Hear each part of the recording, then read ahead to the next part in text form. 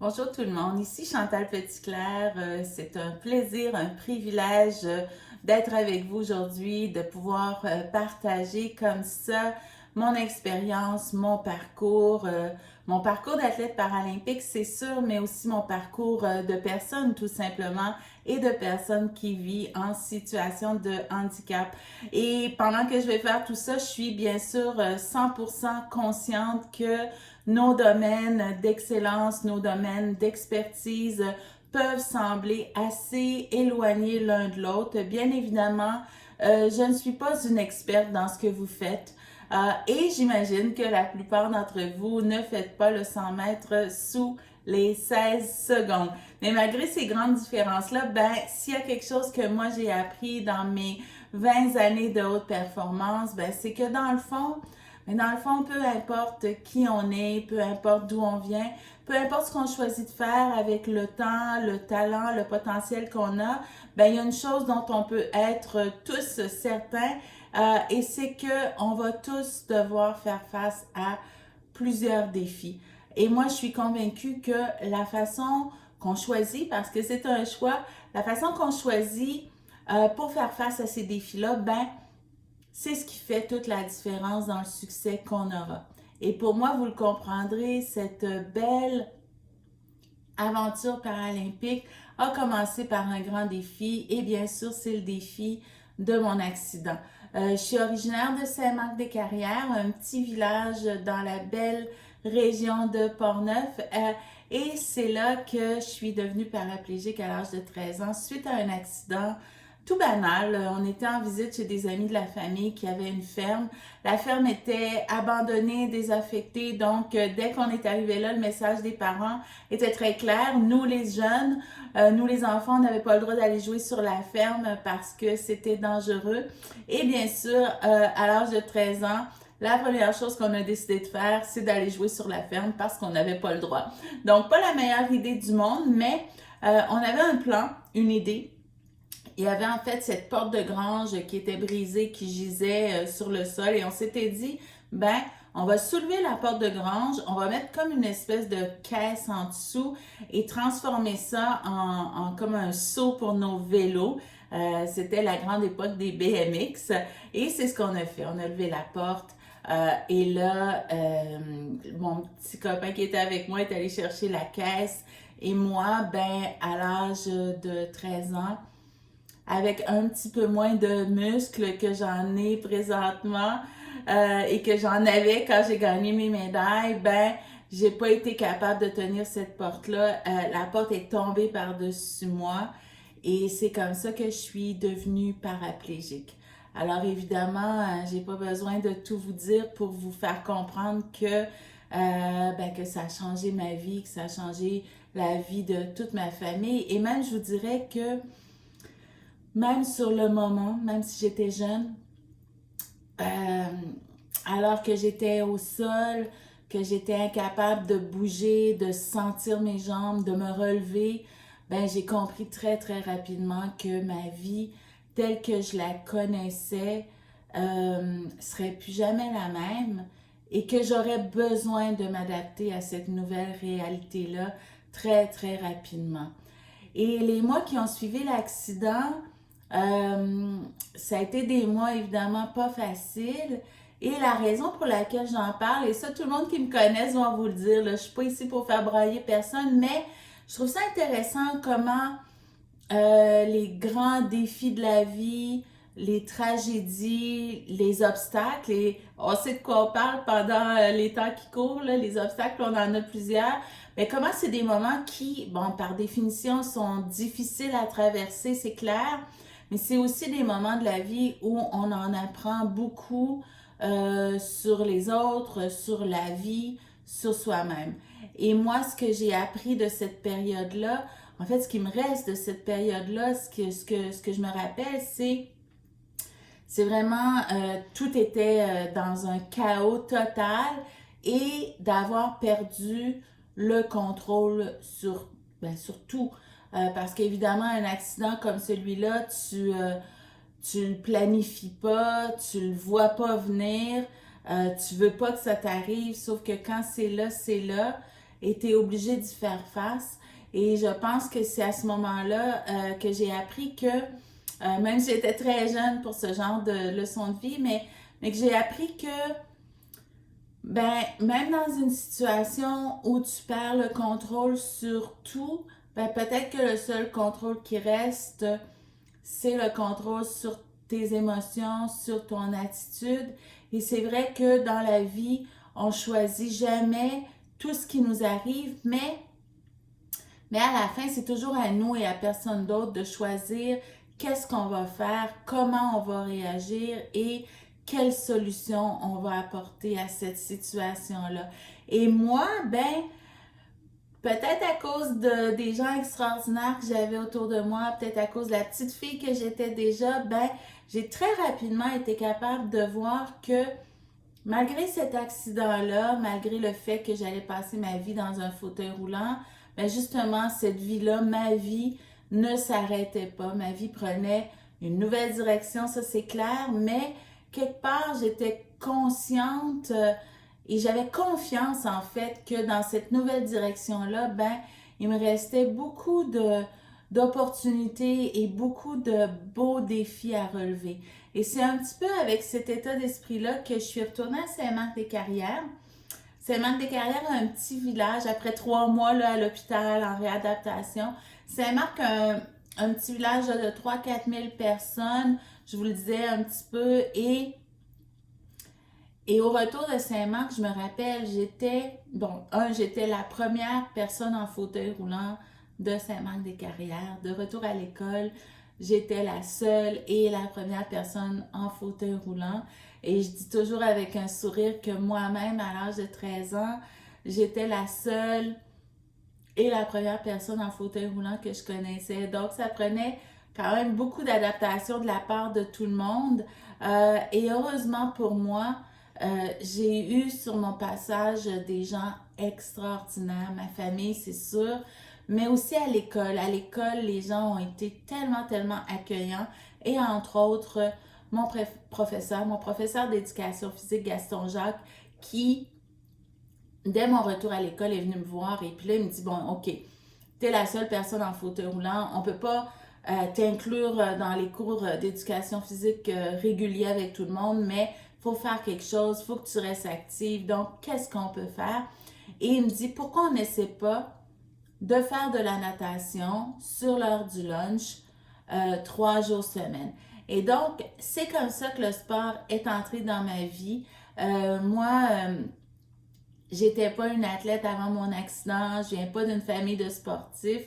Je savais même pas que j'avais ce potentiel-là, mais je dis ben oui, pourquoi pas. Et on a comme ça commencé à nager 3 jours semaine sur l'heure du lunch, du secondaire 1 jusqu'au secondaire 5. Et ça, je peux vous le dire, ça a, ça a changé ma vie. Vous savez, il y a l'expression en français qui dit combattre le feu par le feu.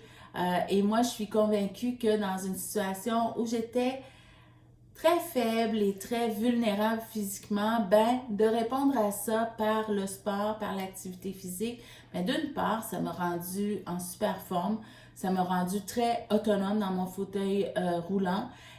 Mais plus que ça, parce que ça a envoyé un message à tout le monde, mais surtout à moi-même, un message qui disait que malgré l'accident, malgré le fait de vivre avec une différence, ben, il me restait beaucoup plus de potentiel que de limites et que un de ces potentiels-là, ben, c'était le sport, c'était l'activité physique. Et donc, c'est grâce à la natation, c'est grâce à Gaston Jacques, si, quand je suis arrivée en secondaire 5, ben, d'une part, j'étais en super forme, j'étais très autonome, très indépendante. J'avais fait la paix avec mon accident, avec le fait de vivre avec un handicap et j'étais certainement prête pour un nouveau défi. Et ce nouveau défi pour moi, ben, ça allait être l'athlétisme en fauteuil roulant, la haute performance. Mais avant de vous parler de ça, je retourne toujours un petit peu sur Gaston Jacques parce que vous savez, quand on a 13, 14, 15 ans, c'est encore le moment de notre vie où on est convaincue qu'on est le centre de l'univers et que c'est parfaitement normal qu'un prof d'éducation physique prenne son heure de lunch 3 jours semaine pendant 5 ans pour venir nager avec nous et pour faire une différence dans notre vie, dans ma vie, au moment de ma vie où j'en avais le plus de besoin. Et quand je pense à Gaston, je trouve ça tellement, tellement extraordinaire. Et ça reste pour moi vraiment la preuve de l'impact qu'on est capable d'avoir sur les autres juste en étant là pour eux, juste en décidant de faire une différence dans leur vie, comme Gaston a fait pour moi. Et c'est énormément grâce à Gaston si, quand je suis arrivée en secondaire 5, j'avais confiance en moi, puis j'étais prête pour ce nouveau défi. Et vous savez, ça me fait toujours sourire quand on en parle là, des décennies plus tard et que là, on a les médailles, on a les records du monde, on se fait inviter dans des événements extraordinaires et je repasse toujours à mes tout débuts parce que bien sûr, l'athlétisme en fauteuil roulant, c'est comme n'importe quoi d'autre dans la vie, là. Il n'y a jamais personne qui commence sur la plus haute marche du podium. On commence tous au bas de l'échelle et c'est à nous de se battre et de gravir les échelons étape par étape. Et ça a été le cas pour moi, évidemment. Moi, je suis partie de Saint-Marc-des-Carrières, j'arrive à Québec, au cégep. Le sport était déjà important dans ma vie, j'aimais ça. Je me dis, OK, il faut que je continue. Et là, je rencontre Pierre Pomerleau, qui était l'entraîneur des athlètes en fauteuil roulant de la région de Québec. Et j'essaie la course en fauteuil roulant. Je tombe en amour avec la course. Mais dès le début, des défis, comme je vous disais, des petits, des grands, des tout simples aussi, comme l'équipement. Un fauteuil de compétition comme celui que vous avez vu là dans la petite intro. Aujourd'hui, on parle facilement de 8 000 $ pour ça. À l'époque, déjà, on parlait de 4 000 $ pour un fauteuil de compétition. Moi, j'étais étudiante au cégep. Je vous l'ai dit tout à l'heure, là, je viens d'une famille assez modeste. Mon père est resté à la maison. Ma mère est restée à la maison, comme ça se faisait beaucoup à l'époque. Mon père était un gars de construction. Alors, je suis allée voir mon père et j'ai décidé de lui expliquer que finalement, j'avais découvert ce que je voulais faire de ma vie et que j'avais vraiment besoin de 4 000 $. Alors, mon père est un bon gars, mais bon, j'imagine que 4 000 $ à cette époque-là et que la course en fauteuil roulant, surtout, avait pas l'air d'un bon investissement de carrière. Donc, je suis repartie chez mon père avec une petite tape dans le dos et un petit chèque de 400 $. Mais malgré tout ça, j'ai réussi avec ce petit chèque-là d'acheter mon premier fauteuil de compétition usagé de 3 personnes différentes. Donc, il y a quelqu'un qui m'a vendu les roues arrière, l'autre m'a vendu le cadre et le troisième gars, Mario, j'oublierai jamais Mario. Mario m'a vendu sa roue avant et je l'oublierai jamais parce que sa roue avant était comme défectueuse et la roue dévissait toute seule si tu faisais plus que 5 km. Donc, jusqu'à ce jour-là, je pense qu'il s'était dit que je t'offrais jamais plus que 5 km et que je m'en rendrais pas compte. Mais bref, c'était pas très, très glamour, mais j'avais mon premier fauteuil de compétition et avec ça, je pouvais m'entraîner avec Pierre Pomerleau et les athlètes du club de l'Université Laval et faire ma première course qui était un 15 km en Beauce. Et faut dire que je m'entraînais avec le groupe de l'université. On était à peu près une dizaine dans ce groupe-là. J'étais la seule fille et j'étais surtout et aussi la moins rapide du groupe. Et celui qui était un peu meilleur que moi s'appelait Michel. Et Michel, à l'époque, était le plus gros objectif de ma vie. J'étais compétitive, j'aimais ça, je voulais battre Michel. À chaque entraînement, là, je pensais juste à ça. Comment je vais faire pour battre Michel? Et là, il y avait ce 15 km-là en Beauce. J'étais allée voir le parcours. J'étais revenue puis j'étais comme, tellement confiante. Je me disais, ça y est, Chantal, c'est la chance de ta vie. C'est là que tu vas battre Michel. Parce que, et si vous connaissez la bourse, vous allez comprendre, le parcours était très, très coûteux. Et le Michel en question, là, je vous disais tout à l'heure, Michel, c'était le plus gros défi de ma vie. Mais c'était pas juste le plus gros défi de ma vie, c'était aussi un assez gros gars, pesant. Et là, je m'étais dit, ça y est, Chantal, toi qui es si petite, c'est clair, tu vas monter les côtes tellement mieux que Michel qui est plus gros. Ça serait peut-être le bon moment de préciser que j'étais étudiante en sciences humaines sans maths et pas en physique, parce que j'aurais probablement compris toute seule que quand ça monte d'un bord, ben ça descend de l'autre bord. Et que les gars pesants, ben ça descend plus vite que moi. Donc, ça n'a pas été un grand, grand succès. Je dois dire que j'ai terminé dernière à ma première course. Mais la raison pour laquelle je vous raconte tout ça, c'est que même si au début, mes moyens étaient très limités, mes résultats pas tellement concluants, mais déjà j'avais de grands, grands rêves. Déjà, c'était clair pour moi que je voulais faire partie de l'équipe canadienne, je voulais devenir une athlète paralympique. Faut dire que c'était les belles années d'André Vigé, de Rick Hansen, on les voyait partout. Et je me rappelle, je disais à mon coach Pierre Pomerleau, je disais, Pierre, je le sais et je le sens dans mon cœur, là, je suis la meilleure au monde. Faut juste aller plus vite que ça. Et c'est ce qu'on a fait éventuellement. J'ai réussi, premièrement, j'ai réussi à battre Michel sur le plat à Beauport. J'ai réussi à faire ma place sur l'équipe du Québec, sur l'équipe du Canada pour me qualifier en 92 aux Jeux de Barcelone, qui seraient mes premiers Jeux paralympiques. Et je veux vous raconter aujourd'hui mes premiers et mes derniers Jeux paralympiques parce que ça a été les Jeux qui ont été les plus déterminants dans ma vie. Les Jeux de Barcelone, parce que c'était mes premiers. J'arrivais là-bas, j'étais la petite nouvelle, j'avais plein de potentiel, mais zéro pression et tout à découvrir. Et là, aux Jeux de Barcelone, j'allais expérimenter pour la première fois de ma vie ce qui s'appelle, ce qui s'appelle la chambre d'appel. Alors, la chambre d'appel, je vous explique vite, pour ceux d'entre vous qui n'avaient jamais fait des finales aux Jeux paralympiques. Donc, j'avais mon 800 mètres. Je m'étais qualifiée en vague, en semi-finale. Je me retrouvais en finale. Déjà, j'étais super contente de faire la finale.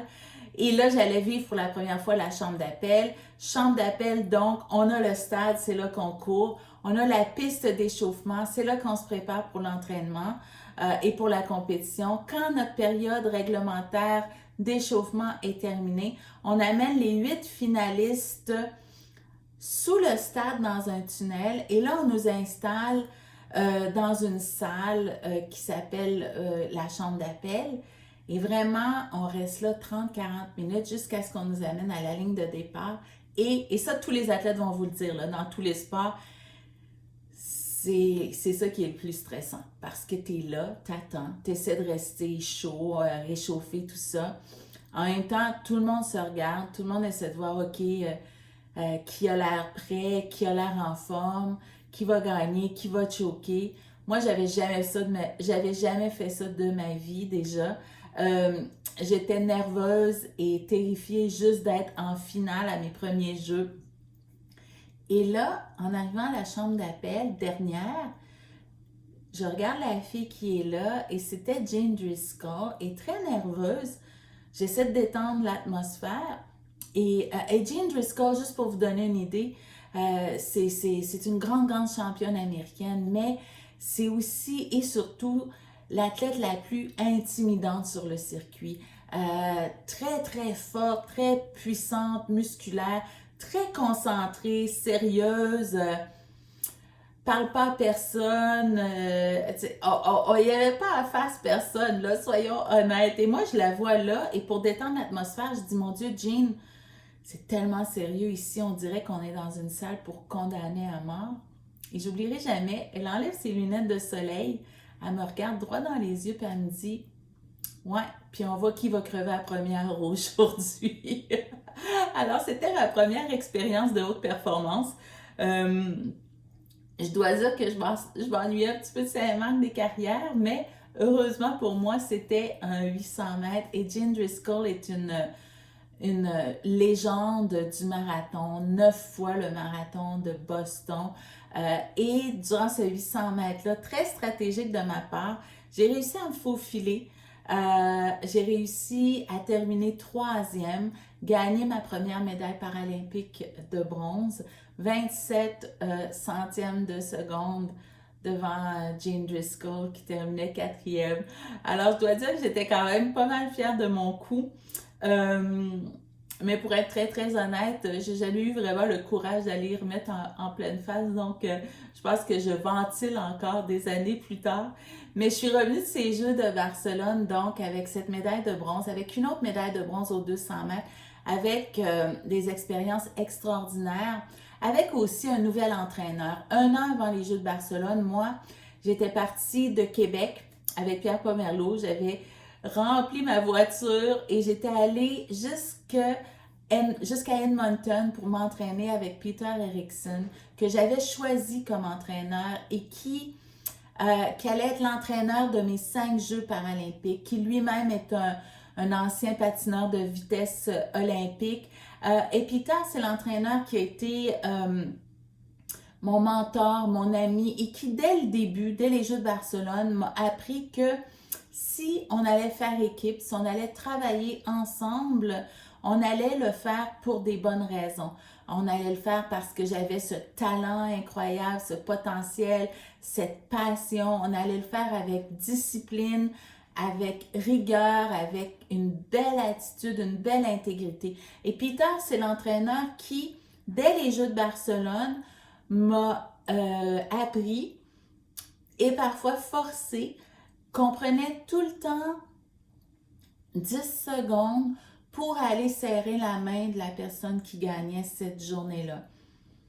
Et je dois dire qu'en 20 ans, là, c'est arrivé plus d'une fois que ça ne te tente pas d'aller serrer la main de la personne qui a gagné cette journée-là. Je veux dire, il y a des fois où t'es déçu de ta performance, t'es fâché contre toi, t'es fâché contre les autres, t'as un nœud, quelques larmes, c'est Jean et puis on y aime pas à face.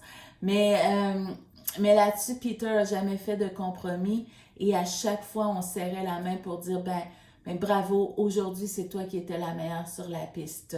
Et c'est sûr qu'on se dit aussi dans notre tête, ben je me restais la prochaine fois, puis la prochaine fois. Et ça, c'est de bonne guerre. Et donc, je suis revenue de ces jeux-là avec une belle connaissance de ce que je voulais faire, mais aussi de ce que je voulais être. Et ces jeux-là ont vraiment été, vous savez, c'est un peu cliché, mais on dit pour construire quelque chose de solide, ça prend une fondation solide. Mais pour moi, ma fondation solide, ça a été mes Jeux de Barcelone. Et la fondation, pas juste de l'athlète que j'allais devenir, mais aussi de la personne que je voulais devenir.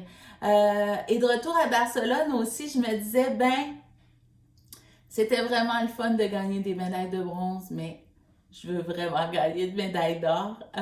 Et j'y rêvais tellement et je savais que je pouvais le faire. Et ça a été le début de cette belle aventure paralympique pour moi qui m'a amené de mes Jeux de Barcelone jusqu'aux Jeux d'Atlanta, où là, je gagnais ma première médaille d'or, en fait, 5 médailles, 2 d'or, 3 d'argent.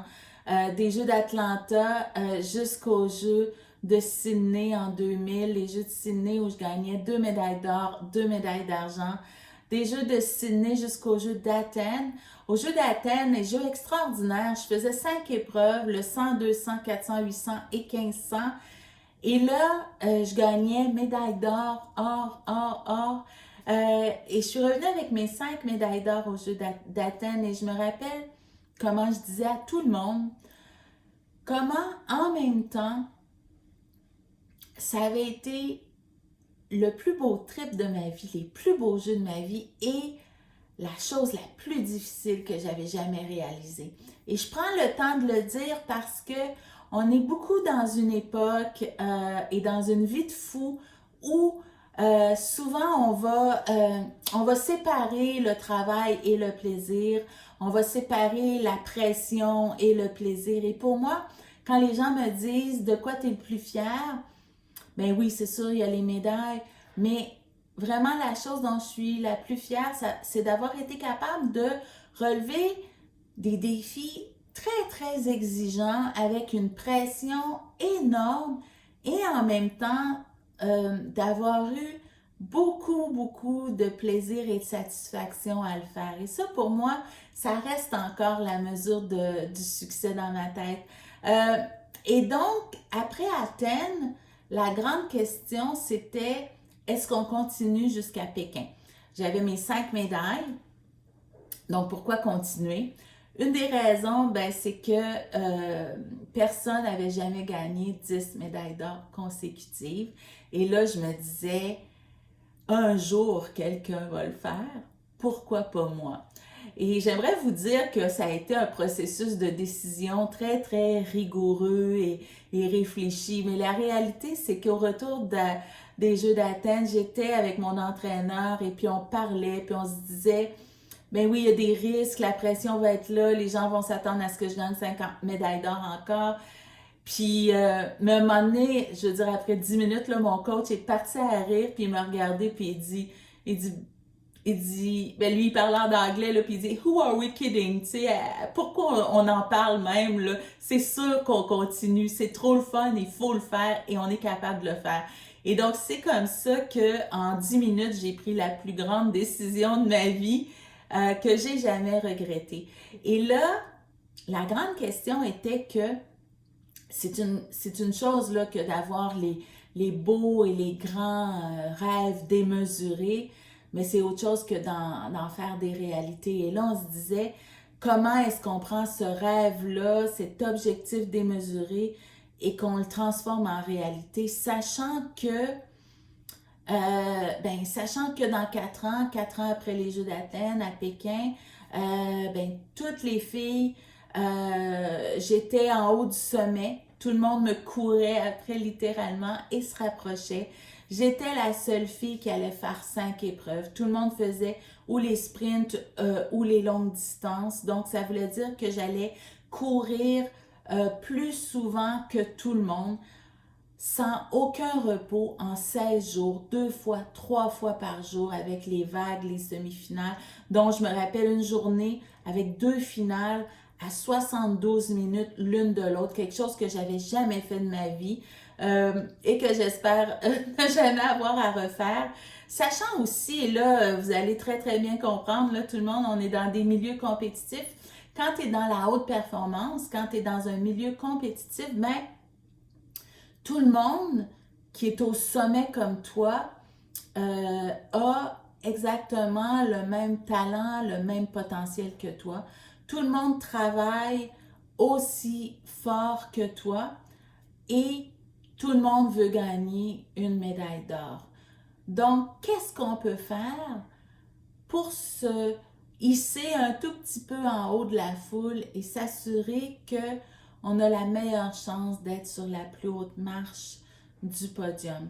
Et ça, c'était notre objectif et notre questionnement. Et très, très rapidement, avec mon entraîneur, on en est venu à la conclusion. En fait, on s'est dit, ben manifestement, si on est en haut du sommet comme ça, on fait quelque chose de correct. Donc, c'est pas nécessairement de tout bousculer, de tout chambouler. Et très rapidement, on en est venu à la conclusion que l'excellence, ça se passe quand on fait le choix, quand on décide, quand on fait le choix de porter attention à tous les petits détails dans tout ce qu'on fait tous les jours. Et là, on s'est dit, on va prendre un recul, on va analyser chacun des aspects de la performance. On ne va pas essayer de tout chambouler, mais on va essayer de s'améliorer, de repousser des limites, de sortir de notre zone de confort, d'aller chercher des petits extras. Et nous, on était convaincus que tous ces petits extras dans chacun des aspects de ma performance, bien, tous ces petits extras allaient s'accumuler, s'additionner et faire une grande différence à la fin et idéalement m'amener sur la plus haute marche du podium. Donc, c'était ça notre plan de match pour 4 ans. Plan de match qu'on a exécuté de manière exemplaire, là, je dois dire, sans fausse modestie.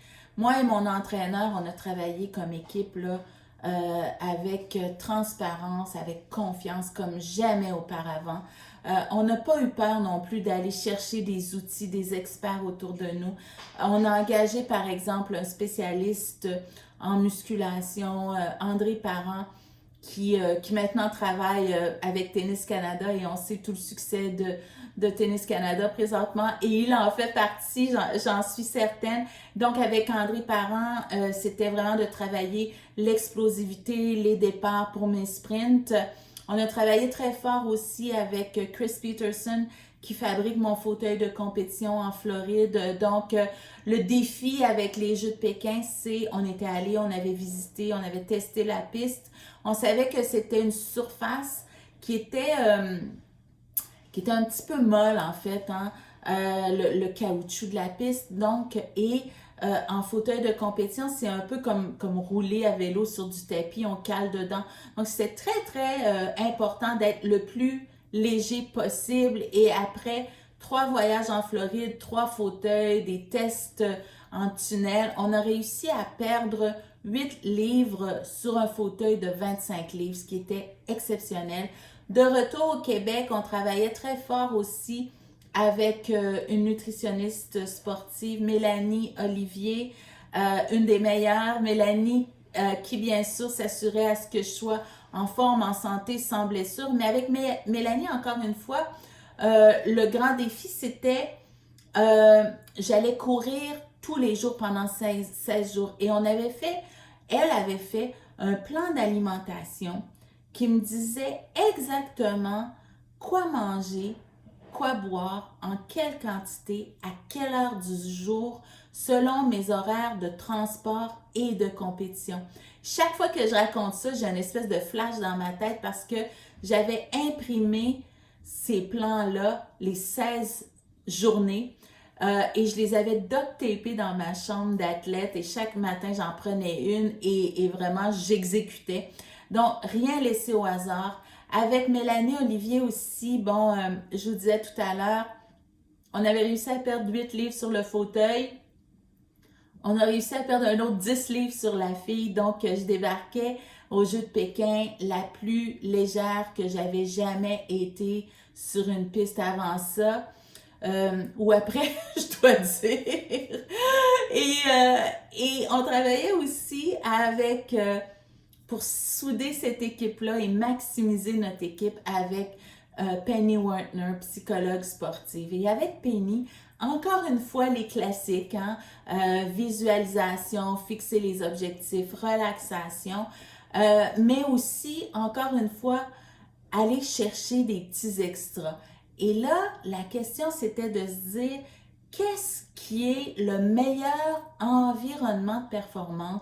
Pas une recette, pas pour tout le monde, mais pour moi, avec mes forces, mes faiblesses, ma personnalité, qu'est-ce qui marche pour Chantal Petitclerc? Qu'est-ce qui fait que moi, chaque jour, je suis capable de livrer la marchandise du mieux que je peux? Quelle sorte de monde, quelle sorte de musique, quelle sorte d'environnement? Et donc, quand on est débarqué au Jeux de Pékin, ben notre plan de match était très simple. On se disait, on veut être en contrôle de tout ce qu'on peut préparer, tout en restant prêt et préparé à tout ce qu'on ne peut pas contrôler. J'ai avec moi cette médaille-là, qui est la médaille de mon 100 mètres aux Jeux de Pékin et qui est la médaille la plus importante, j'allais dire des Jeux, mais de toute ma vie vraiment, et la course que je veux vous raconter. Je vous disais, plan de match simple, contrôler tout ce qu'on peut contrôler, rester prêt à tout ce qu'on ne peut pas contrôler. Évidemment, comme athlète, il y a un tas de choses qu'on ne peut pas contrôler. On ne peut pas contrôler la température, c'est clair. On ne peut pas contrôler la surface de la piste. On ne peut pas contrôler en général nos adversaires. En particulier, on ne pouvait pas contrôler l'équipe chinoise. L'équipe chinoise qui s'était préparée comme jamais auparavant et qui avait un objectif déclaré de gagner tous les sprints 100, 200, 400, or, argent et bronze, hommes et femmes. Moi, j'avais perdu aucune de ces distances-là depuis plus de 8 ans. Donc, c'était un petit peu difficile de ne pas le prendre personnel. Et dès que je suis débarquée à Pékin, la première course c'était ce 100 mètres-là, cette semi-finale du 100 mètres. Et dès la semi-finale de ce 100 mètres, j'ai compris que si je voulais la gagner, cette médaille-là, que si je voulais la ramener chez nous, personne allait me la donner gratuitement. Allait falloir que je me batte. Allait falloir que j'aille la chercher moi-même. Et pourtant, après la semi-finale, j'aurais dû être confiante et contente parce que j'ai gagné ma semi-finale. J'ai eu le meilleur temps des 2 semi-finales. J'avais même battu le record du monde du 100 mètres un mois avant les Jeux. Donc, j'aurais dû être très confiante et contente, mais j'étais sous le choc. J'étais sous le choc parce que 2 des athlètes chinoises avaient eu un bien meilleur départ que moi. Ça m'avait pris plus que la moitié de la course pour les rattraper, les dépasser et gagner ma semi-finale. Et là, soudainement, je comprenais que ce 100 mètres-là allait pas se gagner avec les bras, mais il allait se gagner entre les 2 oreilles. Parce que gagner un 100 mètres de l'arrière, ça devient une compétition complètement différente. Donc, j'étais sous le choc et je dois dire, tout le monde était sous le choc. Les entraîneurs, les coéquipiers, les officiels, tout le monde venait me voir pour me dire « As-tu vu ça? As-tu vu ça? As-tu vu le départ? As-tu vu les filles? » Là, j'étais comme « Oui, non seulement je l'ai vu, là, j'étais là. » Et donc, j'ai opté pour rester pas mal toute seule, tranquille dans ma chambre toute la journée pour n'en sortir que le soir, pour faire comme on faisait tout le temps, un Skype, c'était l'époque du Skype, un Skype avec Penny Wertner, la psychologue sportive. Penny qui est très bonne, et là je lui parlais, puis je lui disais, Penny, je le sais que je peux gagner le 100 mètres, il faut que je reste concentrée, j'ai gagné les semi-finales, j'ai battu le record du monde, et là je parlais, et Penny m'arrête et me pose 2 questions très simples. Elle me dit, Chantal, si tu fais le meilleur 100 mètres de ta vie et que les 2 filles font le meilleur 100 mètres de leur vie, qui va gagner? Alors spontanément, je dis, bien écoute, c'est moi, tu sais, j'ai gagné les semi-finales, j'ai battu le record du monde. Et elle me dit, et qui est-ce, Chantal, qui est-ce qui a la capacité, le pouvoir de s'assurer que tu vas faire le meilleur 100 mètres de ta vie? Et là, elle me dit ça avec un petit sourire. Et là, j'ai fait un sourire moi aussi. J'ai dit, ben, j'imagine que ça aussi, c'est moi. Et très, très simplement comme ça, Penny me faisait réaliser que bien évidemment, c'était une perte de temps et d'énergie de penser aux 100 mètres que les 2 filles allaient avoir, que j'avais 0 contrôle là-dessus. Et que le seul contrôle que j'avais, ben, c'était évidemment le contrôle sur mon 100 mètres, sur mon attitude, sur ma performance. Et non seulement j'avais le contrôle, mais j'avais fait mes devoirs. J'avais travaillé fort, j'étais prête, j'avais tout ce que ça me prenait pour livrer le meilleur 100 mètres de ma vie. Et là, mon objectif a changé. Je me suis dit, je ne vais même pas penser à la médaille d'or. Je savais que je prenais ma retraite après Pékin et je me suis dit, c'est le dernier 100 mètres de toute ma vie, de toute ma carrière, la dernière fois que je vais être sur une ligne de départ pour faire un 100 mètres et je me donne le défi d'exécuter le meilleur 100 mètres de ma vie. Et si je suis capable de le faire, mais à la limite, peu importe qui va être sur la plus haute marche du podium, je vais être contente parce que j'aurai fait ma job du mieux que je peux le faire. Donc, c'était vraiment ça l'objectif que j'avais le lendemain quand on est arrivé au stade pour cette belle finale. Dans le stade, là, vous vous rappelez le nid d'oiseau, le stade magnifique de Pékin. Il y avait moi dans le corridor 5. Il y avait les 2 athlètes chinoises en corridor 4 et 3, 5 autres finalistes, 91 000 personnes dans le stade qui criaient fort et pas pour moi. Et dès le coup de pistolet, dès le coup de départ, j'ai compris que c'était la course de ma vie.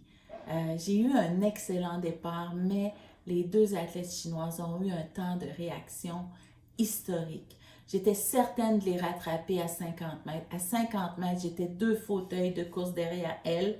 60 mètres, la même chose. 70 mètres, j'en rattrapais une. 75 mètres, encore un petit peu. 80 mètres, j'étais encore un fauteuil derrière la plus rapide des deux. Mais je vous jure, et je sais que c'est facile de le dire parce que j'ai la médaille là, pour le prouver, mais je vous jure, j'ai jamais abandonné. J'y ai cru jusqu'à la fin. J'étais tellement dans ma bulle, tellement concentrée que je voyais personne autour de moi, même si je les entendais respirer fort. J'ai jamais lâché et j'ai réussi à traverser la ligne d'arrivée première à 99 mètres, 1 mètre avant la ligne d'arrivée et devant la deuxième et la troisième athlète chinoise aussi.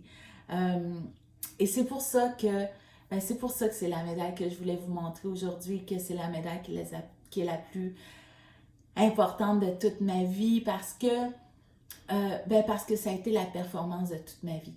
Vous savez, les athlètes, là, dans la vie, il y a des compétitions qu'on gagne avec nos muscles, avec notre puissance, avec notre vitesse. Et il y a des compétitions comme celle-là qu'on gagne avec notre tête, avec notre cœur, avec nos tripes en dedans. Et quand on le fait comme ça, c'est le moment le plus parfait de notre existence et je vous jure que ça arrive pas souvent. Et c'est pour ça que c'est important pour moi. Et cette médaille-là, elle est importante pour moi parce qu'elle m'a apporté pas juste la plus belle et la plus parfaite performance de ma vie, mais aussi le plus beau souvenir humain de ma carrière. Et le souvenir, il allait venir plus tard parce que vous savez, quand c'est fini, une course c'est fini, mais c'est pas fini, hein. On a le tour de victoire. Après ça, on a la zone média, donc on fait les entrevues. Après, on fait les tests antidoping. Après, on se change. On retourne dans le stade pour la cérémonie des médailles. Et là, c'est magnifique, c'est touchant. On lève le drapeau, on sent notre médaille autour du cou. On entend notre hymne national qui joue. Et là, on se dit aussi qu'on mérite bien d'aller se reposer au village des athlètes après tout ça. Mais on a un entraîneur suédois slash dictateur qui lui trouve que c'est une meilleure idée de retourner s'entraîner un petit peu. Donc, on retourne dans notre fauteuil de course dans le stade sur la piste d'échauffement et on fait 15 km. Et après ces 15 km-là, on était les derniers, moi, mon entraîneur, notre première médaille d'or, à prendre l'autobus qui nous ramenait au village des athlètes. Et au village des athlètes m'attendait depuis 30-45 minutes à ce qu'on nous a dit après la plus belle surprise de mon existence. Et quand on arrive au village des athlètes, là, la dernière étape, c'est comme un fil de sécurité comme dans les aéroports. Et de l'autre côté de la sécurité était l'équipe complète d'athlétisme chinoise. Donc, la médaillée d'argent, médaillée de bronze, les coéquipiers, les entraîneurs, tout le monde en belle rangée protocolaire avec l'uniforme officiel de la Chine. Et dès que j'ai traversé et qu'ils m'ont vu, tout le monde s'est mis à m'applaudir. Et c'était juste tellement incroyable. Je veux dire, il était 10 heures le soir. Il n'y avait personne, il n'y avait pas de Kodak. Je les connaissais pas, ils me connaissaient pas. Tu sais, on leur avait quand même un peu gâché la journée et je pouvais juste pas croire que ces gens-là aient l'espèce de classe, de grandeur d'âme, de générosité d'être là pour moi et de reconnaître ce que j'avais fait cette journée-là. Et je me rappelle, on serrait la main de tout le monde, moi et mon entraîneur, et je me disais, tu sais, vous savez, je me disais ces genres de trucs qu'on voit dans un film d'Hollywood, puis on se dit, waouh, c'est juste trop beau, là. Mais quand ça nous arrive à nous dans la vraie vie, ben, c'est encore plus incroyable et magique et quelque chose que j'ai jamais oublié et quelque chose qui, même aujourd'hui, reste pour moi le symbole, pas juste de c'est quoi un grand champion, c'est quoi un grand sportif, mais vraiment le symbole de c'est quoi l'excellence. Qu'est-ce que c'est l'excellence quand tu travailles fort, quand tu donnes tout ce que tu as à donner, quand tu es capable de te tenir droit et fier de ce que tu as accompli et que, en plus de ça, tu as la générosité de reconnaître l'excellence autour de toi. Tu sais, je pense que ça peut vraiment, vraiment pas être mieux que ça. Et je sais que c'est un petit peu cliché, mais c'était juste tellement parfait comme journée que je, je, je savais que j'allais gagner mes 5 médailles d'or. C'était juste trop parfait. Euh, et donc, tu sais, vous comprenez pourquoi c'est la médaille qui est la plus importante pour moi, la plus belle, la plus magique pour moi. Et je suis donc revenue, oui, avec 5 médailles d'or, avec des souvenirs, des expériences incroyables. Et avec cette chance, depuis des années maintenant, cette chance et ce privilège de partager parfois mon parcours, mon histoire, comme je le fais avec vous aujourd'hui et comme je le fais parfois aussi avec des plus jeunes dans les écoles et avec les plus jeunes et surtout les tout petits. Et surtout à l'époque où on pouvait le faire, là, et qui va revenir, j'amène toujours avec moi non seulement cette médaille-là, mais j'apporte avec moi mes 5 médailles parce que très rapidement, avec les tout petits, j'ai réalisé que ben, c'est une équation qui est très simple hein, avec eux. Plus j'ai de médailles, plus ils sont contents. Et là, ils touchent les médailles et puis ça saute partout et ils sont excités. Puis ils sont comme ah, t'as 5 médailles, t'es donc belle chanceuse. Mon Dieu, t'es chanceuse, t'es chanceuse. Et puis, euh, ils sont trop petits, mais t'aurais envie de leur expliquer